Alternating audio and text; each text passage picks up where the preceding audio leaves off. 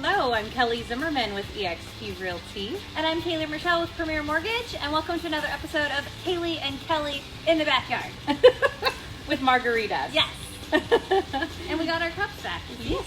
Yay. So today we're talking about tips for listing your home.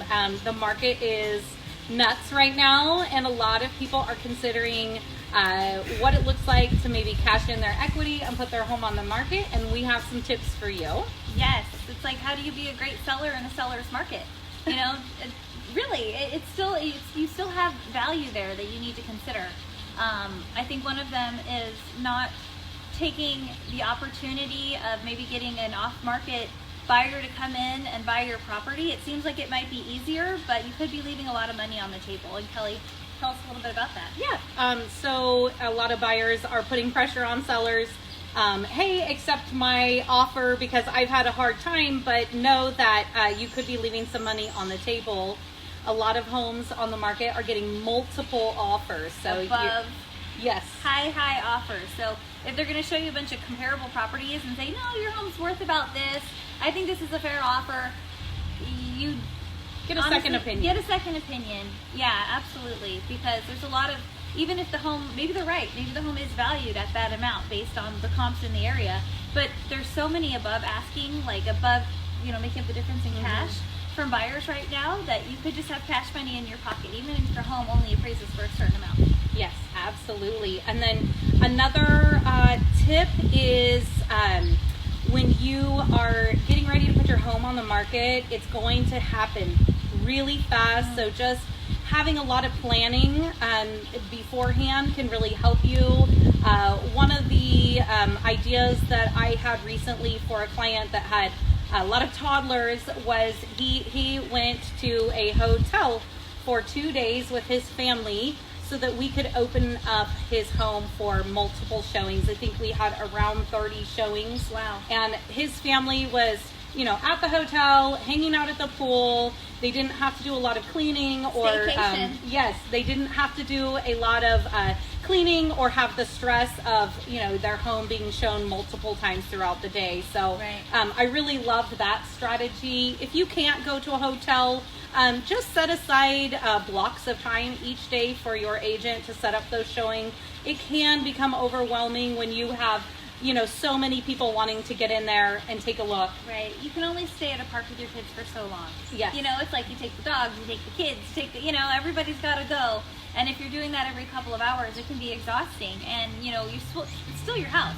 Yeah. So if you try to live in your house for those periods of time, you're constantly cleaning and getting frustrated with your toddlers because they're making messes and pulling out their toys. So if you have the opportunity, take advantage of having a little staycation, maybe go stay with some family for a weekend and show your home as much as you can because you want to make as much money as possible. And then also having plans for after the sale. What are your replacement home plans? It's quite possible that you're going to get a 21-day escrow on your home sale. So really just having all of the planning done prior to listing is going to eliminate a lot of stress. Especially if you're trying to do a transaction that's not contingent, right? Yeah. Like, it's harder to get your offers accepted if you have a sale happening before that other one can close. So if you're competing with offers that have very short escrow periods and that's what the seller is looking for, if you can have an exit strategy that maybe includes hunkering down at a family's house or whatever you need to do to be able to not make a contingent offer, it's definitely in your best interest if you're trying to get offers accepted when it's really competitive. Yeah. And really that goes hand in hand with our next tip is just choosing a seasoned agent that is going to help you strategize not only the after the sale, but also just managing multiple showings, being able to present to you, 10 or more offers, right. And really reading those contracts and understanding or helping you to understand exactly which offers are the strongest, because there's just a lot going on. So really lean on that agent. You want to choose someone that you trust and is able to manage right. all of these and marketing different things. You put a lot of time and effort into listing a home, and it's all in your best interest. It's not just right buyers, and you want to attract a buzz, around that listing, because anything that comes on the market right now that is cute and turnkey and at the right price is going to get a lot of buzz. And so you want some great marketing out there and support where you're going to get, you could get 100 offers on that home.